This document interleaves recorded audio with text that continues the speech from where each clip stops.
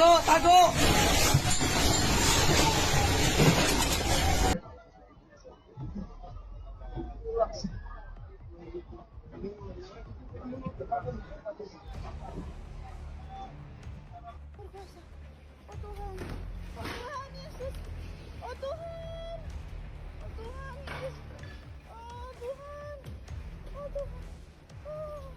આ ભયાનક દ્રશ્યો ઇન્ડોનેશિયાના છે। કોઈ પૂજા કરી રહ્યું હતું એટલે કે કોઈ પ્રેયરમાં હતું, કોઈ સ્કૂલ જવા માટે તૈયાર થઈ રહ્યું હતું અને અચાનકથી ધરતી ધ્રુજી ઉઠે છે।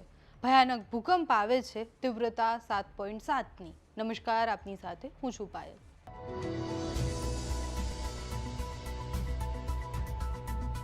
વહેલી સવારે ઇન્ડોનેશિયાના ફ્લોરેસ ટાપુ વિસ્તારમાં 7.7 તીવ્રતાનો ભૂકંપ આવ્યો।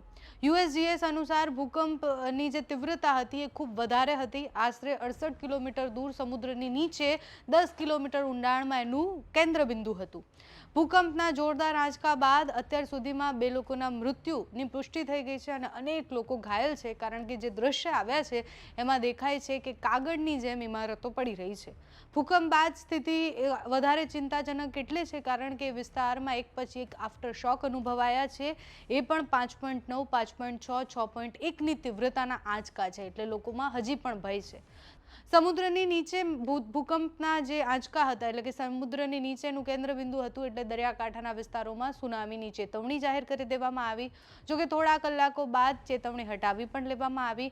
તેમ છતાં લોકોને હાલ સુરક્ષિત સ્થળો પર લઈ જવા માટે સાવચેત રહેવા માટે અપીલ કરવામાં આવી રહી છે।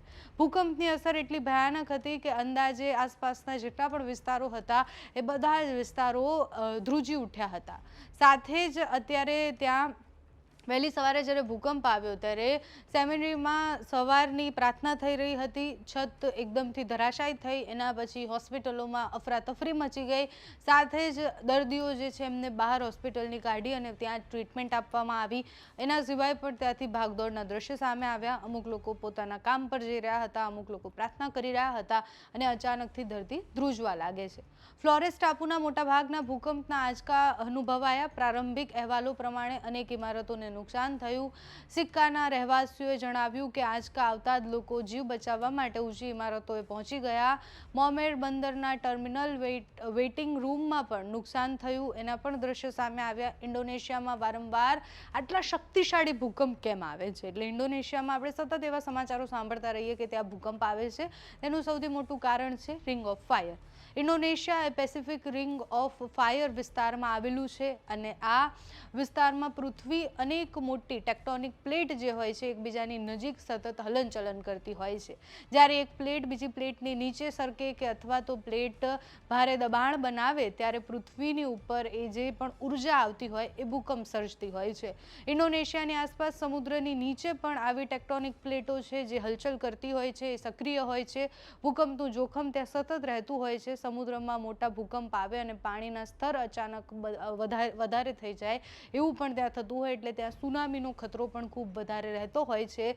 ઇન્ડોનેશિયાને દુનિયાનો સૌથી વધુ ભૂકંપ અને જ્વાળામુખી પ્રવૃત્તિનો જે દેશ કહેવાતો હોય એટલે ત્યાં આ થવાની સંભાવનાઓ વધારે હોય એ દેશ ગણવામાં આવે છે। અત્યારે તો રાહતની કામગીરી થઈ રહી છે, લોકોને બચાવવાની કામગીરી થઈ રહી છે। ત્યાંથી જે દ્રશ્ય સામે આવ્યા છે, જ્યારે ભૂકંપના આંચકા અનુભવાયા ત્યારે શું થયું તે જુઓ।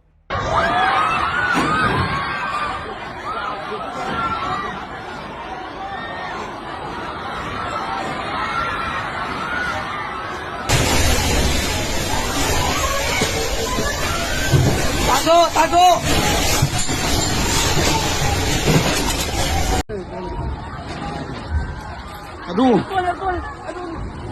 Aduh. Aduh, Om Firman. Aduh. Om Firman.